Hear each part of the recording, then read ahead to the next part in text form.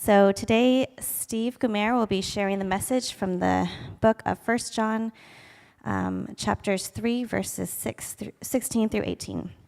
You can follow along on page 838 in the Pew Bibles in front of you or on the screen above. I will be reading in both Thai and English. Hear the word of the Lord. แบบนี้สิเราถึงรู้ว่าความรักเป็นอย่างไรคือพระคริสต์ได้ให้ชีวิตของพระองค์เพื่อเราจึงควรให้ชีวิตของเราเพื่อพี่น้องของเราด้วยคนที่มีทรัพย์สมบัติมากมายในโลกนี้เมื่อเห็นพี่น้องของเขาขัดสนและต้องการความช่วยเหลือแต่ใจจืดใจดำไม่ช่วยก็แสดงว่าความรักของพระเจ้าไม่ได้อยู่ในคนนี้เลยลูกเล็กๆที่รักอย่าให้เรารักกันแค่คำพูดหรือคำแต่ปากเท่านั้นแต่ให้เรารักกันด้วยการกระทำและด้วยความจริงใจ This is how we know the word. This is how we know what love is. Jesus Christ laid down his life for us, and we ought to lay down our lives for our brothers and sisters. If anyone has material possessions and sees a brother or sister in need, but has no pity on them, how can the love of God be in that person? Dear children, let us not love with words or speech, but with the actions and in truth. This is the word of the Lord.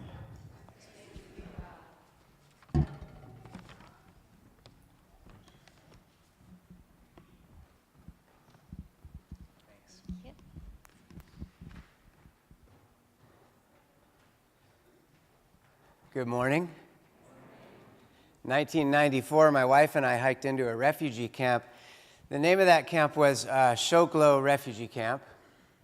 It was, at the time, there were 9,000 people living there, and they were one of 12 camps with a total of 240,000 people, all the victims of armed conflict and violence on the other side of the border. I was living in Thailand, and looking at me, that's this side. And the people that were in those camps were from Myanmar. When we hiked into that camp, it wasn't to help refugees. I was invited to be the speaker at an Anglican church in that camp. And I showed up, and as we were walking into the camp, my wife and I noticed all of the hallmarks of war. We noticed landmine victims sitting on their porch with sunglasses because one or both of their eyes were blown out when they looked down because they stepped on something, and there was this instinctive reaction to look down and see what they stepped on, and then it blew their leg up and blew into their face. And seeing people with the vacant stare of trauma sitting in front of their homes and on the ground. We walked through, many kilometers of bamboo huts. These huts were built to last 1 or 2 rainy seasons, and here these people had been living in them for now 10 years. And when I got to that church, that bamboo church, St. James Church, I stood up and I shared the gospel. I saw the gospel as a series of propositional truths, propositions that we propose people to believe. Those things that Paul outlines in the Corinthian letters, where Jesus came and lived a sinless life, was born of a virgin, died on the cross, and in just death in order to win justice for us, in order to bring us from hell into heaven. He rose again, conquering powers of darkness, bringing us into light. That's what I thought the gospel was. And then responding to the gospel had to do with leading someone in a prayer of confession out loud, and then when they said it and they believed it in their heart, that Jesus was Lord and God raised him from the grave, then they too were like me on the way to heaven, no longer bound for hell. Going into the camp upset a lot of those suppositions that I had. After I preached the gospel to 500 victims of war who were incidentally also dedicated Christians, I walked out of the building and felt somehow empty. I felt somehow that I'd missed the point. Then I hiked down with my wife to the home of this wonderful woman named Rose. And Rose told us her story, how she had come from a wealthy family. Her husband was a doctor. She was a teacher in Rangoon. They left their posh jobs as upper-class people and moved to this refugee camp in order to help with medical care for the victims of this violence. And having done that, Rose ended up in prison through a series of events for 9 months. Her husband, knowing what was happening to her in prison, she was a pretty lady, and prison in Myanmar is especially terrible for a pretty woman. He basically drank himself to death. His colleague, one of the young guys that he trained, in order to get him out of this abusive relationship to alcohol, gave him an injection of diazepam, and it was too big of a dose, and his heart stopped and he died. And Rose, miraculously, according to everyone that I've talked to, was released from prison. She walked for a week and came to the Moy River, that same boundary between Thailand and Burma, crossed the river, walked down the Shoglo stream to her home, and found that her husband had been recently buried just 3 weeks prior, and her kids were being cared for by neighbors. So this story and another one I'm about to tell really bring you into the heart of my tension. See, I thought that my job was to get everybody to say yes to Jesus, and then I was done with my job, and I should go find more people to say yes to Jesus, and I was done with my job with them. But meeting these people and being introduced to their story upset that. I made an assumption as a privileged American that when you give your life to Christ, things get better. Have you made that assumption ever? Have you been told that perhaps? I mean, in the church that I went to when I gave my life to Christ on March 19th, 1986, that's what they taught. Your life is just about to explode in greatness, right? It's because things get fixed when Jesus comes into your life, and it was I don't know how it was communicated, but it was understood that meant that your life was going to get better with your finances, with your relationships, with your home life, with the abuse that you may or may not have experienced, or the drugs and alcohol that you may be abusing. All that's going to go away, and now everything's going to get better. You're going to be a prosperous, shiny, happy people. And that kind of worked for me. I mean, it can work here, depending on where you were born. But I went into that camp, and I talked to Rose, and I didn't know what to do with her story. You know, what she was rewarded with for all her years of sacrifice and faith was rape for 9 months, sexual violence, and torture. Then she gets out of prison, comes to the camp hoping to find her husband to be reunited, and he's dead. What's that for a reward? and it shook me up. And I thought, and then the other thing that really shook me up was Rose was happy and not bitter and not checked out. I expect a different response to trauma. I expect a different response to faith. When you've done so much, when you've given so much, why then does God take your dignity in this horrible prison? Why does God take your husband through these horrible chain of events? Well, what it boiled down to was a complete misconception of what life in Christ is about. And it boils down to a complete misconception of what the gospel is. So I wanted to get to know Rose, and I wanted to learn from her. And as we were talking, I noticed this child laying on the floor of her bamboo hut. And I asked what her story was, because it wasn't her two kids. They were out playing. And she said, this child was just brought to me a few days ago by pro-democracy soldiers. They were dispatched from their unit to go to a village that was reportedly attacked by Burma Army soldiers and find survivors and document the story of what happened. And when they got there, they found a village that was destroyed. They found bodies of dead people, and they found one survivor. And that one survivor was this little girl. They picked her up, and they carried her for a few days to the Moy River, again crossing that river into Thailand, hiked down the Shoglo stream, and you know whose house they went to? They went to Rose's house. Why? Well, because everybody knew if compassion was to be had, it was at Rose's house. Everybody knew this lady who started a library in a refugee camp that had no books. And that library was the meeting forum for other victims of sexual violence. They would meet once a week to help each other get through the trauma and restore one another's dignity. They knew about this lady that started a day program for children after her husband, who was a doctor, who came to help the victims and those who were sick and injured. After he died, then she started this day program for kids.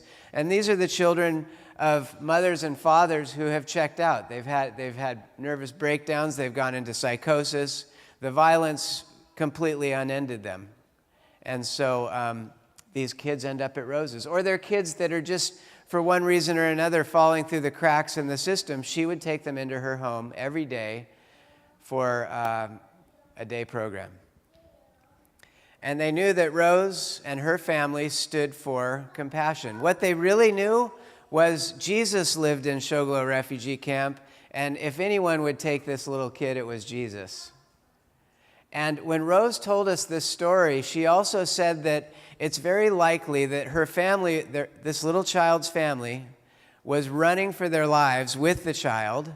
They knew they would be caught. They knew the Burma Army was going to catch them. So they hid this little girl in a hiding place and said, shh, and kept running. And they were either killed or they joined the 4 million other internally displaced people in the 90s who were just trying to avoid contact with the guys in black boots. Now, why is this war happening? Why are they being so mean and brutal to these people? People whose lives tick to the beat of rice. All they do is write. They don't have any cars. They don't have electricity. They live a life that to you and me would be unthinkable. They've made their clothes. All their tools are handmade, hand-forged. There's no wheels. There's no metal, very little metal. There's a water buffalo if they're well off. There's a shovel. And that shovel, over hundreds and even thousands of years, was used to extend the reach of water so that they could grow more rice, so that more families could thrive and feed their children. And the single occupation of these people is rice. So there's no hospital. We don't know how old this little girl is. And here she is sitting on the floor of Rose's bamboo hut.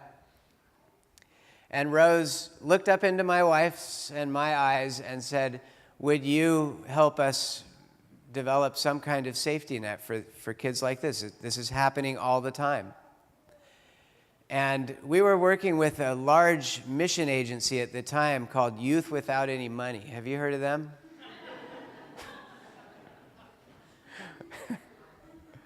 YWAM. And we had started a couple of churches, and we started a YWAM base, and we didn't have any money. We were living on $500 a month at the time, and that also paid for our base. The rent for our base was paid out of that money. And so we sat down and calculated the cost of care for this 4-year-old little girl. You know what the cost was? $30 for a year. And so for me, having Jesus himself look into my eyes and ask for help, I mean, that's what Rose was. You know, we're the incarnation of Christ, right? That's basic theology around here. Martin Luther said that the only Christ that anyone will ever see is you. Christian is Christ, in a way. And so Rose was this incarnational minister, and when she was brought this little girl, she said what many of us in this room would say, maybe all of us. She said yes. And then Rose asked us if we would help, and we said yes. Pick me. Guess what happens when you say yes to one little kid in a war zone? Well, 12 to 20 a month show up after that, carried in by the soldiers who did the very same thing that they did with that first little girl. And so every time we went and visited Rose, this involved multiple public bus transport and multiple Dramamine pill experience to get there without throwing up. We got to Shoglo refugee camp, hiked in, and there was our yes.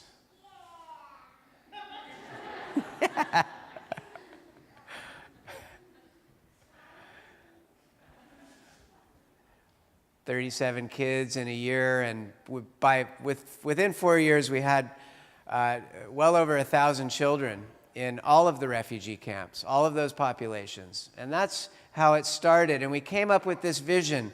We want for there to be abundance for these children, despite the fact that there's all this violence and political complexity preventing their aid. So we looked at John 10:10. Do you know that verse? Thief comes only to steal, kill, and destroy, but I have come to give you abundance, abundant life, right? And I thought, how can we say that? What's another way to say that? So we came up with, our little team at the time, free, full lives for children affected by conflict and oppression. Being in the space of active violence and conflict, active political marginalization of children, and being good news. That's our vision. And it started with that first little girl. Well, here's the problem. I was a terrible hypocrite. I was the worst kind of hypocrite because I came off as a superstar. I came off as the guy who had read his Bible 7 times cover to cover and memorized the first 3 chapters of Romans. And I had everything pretty much figured out. Being 23, I knew everything. And I kept track of how many times I read the Bible because I wanted to be better than Peter. Somehow, from when I gave my life to Christ to that moment in the refugee camp, something went wrong with my narrative. And I realized, being with Rose and seeing how she interacted and how she was viewed, that I had missed the plot. Something was wrong. And I also realized that my notion of the gospel didn't work in this refugee camp. Now, if the gospel doesn't work in a refugee camp, it is simply not the gospel. It's not good news. And so I reread the Bible, and I hit Deuteronomy and was floored by a theme that really pulses through the rest of the Bible. After the 10 Commandments, this theme is the widow, the alien, the orphan, and the poor. If these 4 categories of people, if the most vulnerable people in our society are not cared for, are not respected and loved, then God doesn't like us. That's what it says. Over and over again.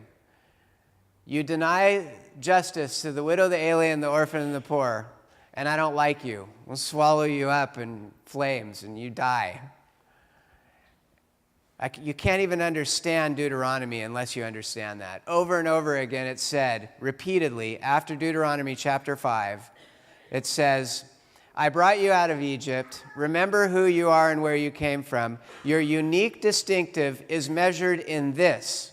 The widow, the alien, the orphan, and the poor will have the food they need. Farmers, the corner and the edges of your farm do not belong to you. Because you're my special people, it belongs to the poor. Farmers who grow grapes, you get the first pass. The widow, the alien, the orphan, and the poor, the alien among you, they get the second pass. Anything unripe on that first pass, anything rotting, it belongs to those people. Olive growers, same thing. And virtually all of those funky, weird Levitical rules, they all revolve around being into this distinctive. If you read Leviticus chapter 19, another summary book, another summary statement of all these strange things, you'll bump into this verse. Verse 19 verse 18 says this: you will love your neighbor as yourself. Right? This is what it boils down to. All of this stuff. You will love your neighbor as yourself. That's the book report on the judicial code for the Hebrews. So then I kept going and I got to the prophets. And when I got to the prophets, I was really, really upset because I'd read these things 7 times at that moment. And I had been going to church all these years, and I had heard many sermons on the prophets that revolve around spiritual fidelity and not worshiping in the high places or being led astray or led away from God with, worshiping the Ashtoreth pole up, the fertility goddess up on the high places or whatever. The narrative of the prophets revolved around spiritual stuff and spiritual faithfulness to God.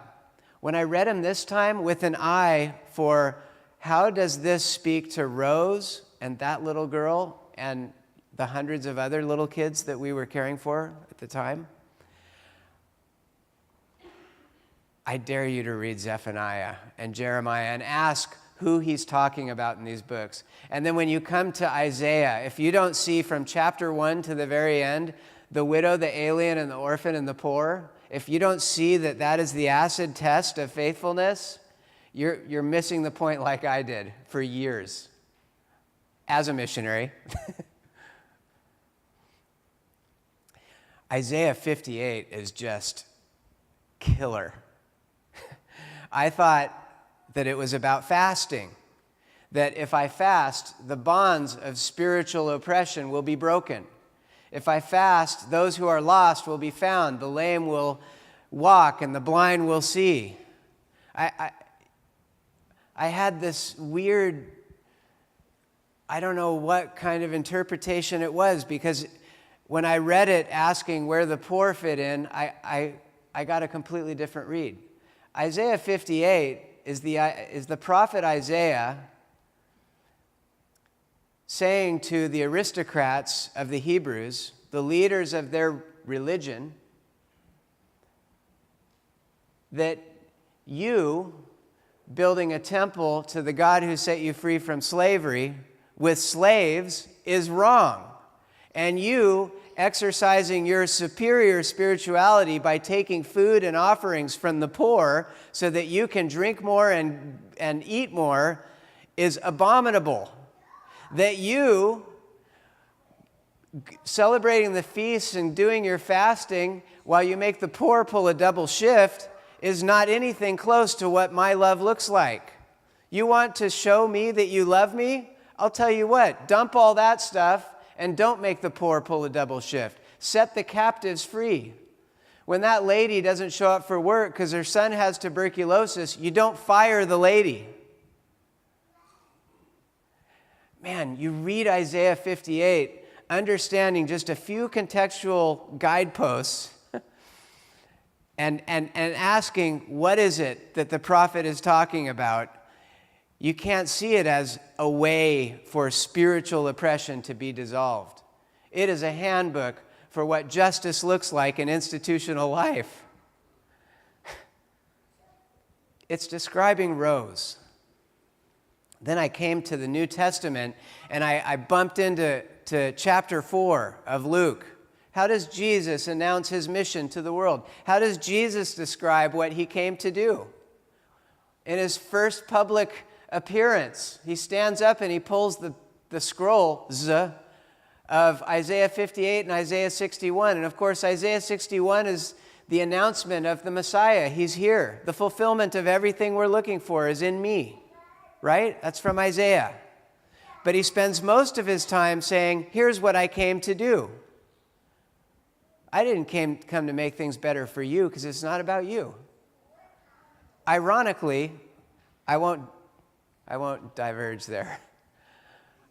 I came because the lame are going to walk, the blind are going to see, the poor will understand what good news is all about. The oppressed will be set free because I have come. That's why I'm here. And if you carry that through, you can begin to understand Matthew 25. Me and my Matthew 23 arrogance. Remember, do you know what Matthew 23 is? I'm the poster child. That's that chapter where Jesus lights in to the Pharisees and the Sadducees and says, what makes you think you'll escape the flames of hell yourself? That's how he opens. And he says, you strain the gnat to swallow the camel. That was me, man. I was a massive gnat strainer. You look great on the outside. You've got all the right things going on the outside, whitewashed and pretty, but inside you're decaying flesh full of maggots. Why don't you hang a millstone around your neck and jump in deep water? That's what he says. And I looked at Rose, and I realized she's got what I'm missing. She's got what I'm looking for. And as I read the Bible asking where Rose fit in, I started getting it. And then you come to James, right? The half-brother of Jesus, the last one to accept that Jesus is the Messiah in that group of disciples. Why was he last? Well, because he's Jesus' brother. He grew up with him. He saw Jesus vomiting when he got the flu and crushing on his third-grade teacher and, playing improvised soccer and stubbing his toe and spraining his ankle. He knew everything about Jesus as a brother. My brother's the Messiah? How would you feel about that? And then James accepts it, and then James distills what he understands is the white-hot core of his brother. What is that thing? What is true religion or true spirituality according to James? It's in chapter 1, verse 27. That is to care for widows and orphans in their time of distress and keep yourself untainted by the world. It's so simple. It's so elegant. Jesus is asked, how do I go to heaven? What does he say? Love God with your whole heart, soul, mind, and strength, and love your neighbor as yourself. That's the Ten Commandment book report, Deuteronomy 6:5, and the Leviticus book report, 19 verse 18. It's so simple. How did I miss, after all those years, this elegant, simple message? I do not know. Can you skip ahead a couple of slides, please? You can skip the next one. Yeah, that one. Then I came in my reading through the epistles, in which, incidentally, the greatest commandment is repeated like a broken record. I came to 1 John, which is the ultimate broken record repeater of the greatest commandment. And when I read these 3 verses, I realized I really did miss the plot. I missed the whole point of my faith. And this thing, this plot, this thing that we have jumped into, this dance with the divine, it cannot be joyful unless we get this. I don't believe it can. It will always be toxic. It will always end up tribal. It will always end up focusing on what's best for us. But we get this, you guys, and Jesus is no longer a trivial Sunday school teacher giving out lollipops. He actually matters. So verse 16 says, we know love because Jesus loved us and laid his life down for us. We also ought to do that for each other. And then he says in verse 17, who of you, if you see someone deprived of material possessions, if you see the poor, and you close your heart against them and refuse to help them or even give them the time of day, how can you say God's love is in you? I didn't write that. John did. And then he says in summary, my beloved, let us not love with words and with tongue, but in action and truth. Did you hear that? Did you catch that? I believe, especially in this very colorful and beautiful church that is outspokenly for the marginalized in your website and in your literature, I hope that we have this in common. And that as we interact and intersect with these categories of people, that we don't close our hearts and think about what's best for us, but we defer and we think about how can we engage with our neighbor. And I hope that we also see our neighbor as the person next door or the person sitting next to us, as the person down the street or across town, as the person in the far-flung reaches of our state or all the way over to New York, as the person in our nation and the person in Syria and the person all over the world, because that's Luke chapter 10. Our neighbor is everyone, including our enemy. And according to Jesus, we go to heaven when we love them, not when we believe all the right stuff. Can you go to the next slide, please? It's going to be these two little girls I sat with in Syria last month.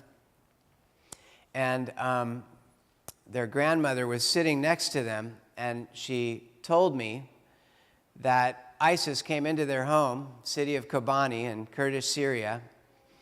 ISIS came into their home, brutally murdered the mother and father in front of these two little girls and one other sibling and the grandmother.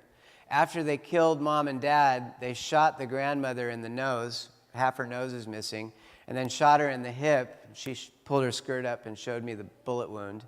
And then she fell over in shock. They probably thought she was dead or would die and didn't do anything else to her. They turned their attention on the oldest daughter on the left. She was 6 years old at the time. And with a knife, they cut off her pinky finger. So she's missing this finger on her left hand. And then they turned their attention to the youngest, who at the time was 1 year old. That's her right there on the right. And attempted to remove her left leg with a knife. And they quit halfway through for some unknown reason. But that child has massive scarring on her left hip and will walk with a permanent disability for the rest of her life. On the day that happened to those two little girls and that grandmother, on the day that family's life was met with that kind of violence, more than 4,000 people were killed in their city that day, and 889 orphans were left alone without parents in one day in the city of Kobani in Syria. That is happening every day in the Middle East right now. Every single person I talked to over the course of 12 days had that kind of story. And you hear it from me and you think, no. You see it on TV, you think, no, it just can't be. It can be. And you sit in front of that little kid and hear their story. And you know they're your neighbor and they matter. Not because they're a potential member of our tribe. Not because if I give them the right belief system and they agree to it, they can come into my tribe and go to heaven with me. No, because they're human beings. They're my neighbor. They're made in the image of God, and they are meant to be loved by me. And when I walk in love, which is my job, what's our job? To love. Love God, love neighbor, over and over again. All the other stuff is icing on this cake. We don't master those two things. We have nothing to offer. We get into these headier theological debates. All it is, oftentimes, is a massive distraction from point A of our faith. So, what does it mean to be a neighbor to those little girls? My team, we have a team of 60 people now. All of it grew out of this first little girl that we committed $30 to. There's 60 of us. And we do three things. We do relief work, and especially in areas of active conflict and violence. Right now, that's mostly in Syria, Yemen, and Myanmar. And we do community development to help these families get back on their feet and help keep food on the table so they don't end up selling their oldest daughter to feed their other 3 siblings. So that traffickers don't prey on them and end up taking them away to Bangkok where they can earn good money and end up disappearing. And our third program is strengthening social structures, starting schools. These kids need to be in school. And if you ask any refugee, I've been doing it now for 24 years, you ask a family whose village was burned down, who barely makes it from day to day, who don't have the things they need to survive, if you ask them what their greatest single need is, if they have children, you know what their answer is? 9.9 times out of 10? School for my kids. It's exactly what I would say. So what is the good news, you guys? How do we live this out? How do we make it real and irresistible? Because that's what I see in Jesus. I see him constantly attracting people, all of the unacceptables, all of those that are on the margins of society, the widow, the alien, the orphan, and the poor. That's his legacy. Those are the people that he liked, hung out with, and interacted with. Those were his disciples. They were not the A-team. So, if you could go to the next slide, we're talking about walking as Jesus walked or living as Jesus lived. If we don't do that, the other verses following that, I didn't put it all up there because it's so hard to read and it can come off wrong as a presentation. But you know what it says? If you don't do that, you're just a liar.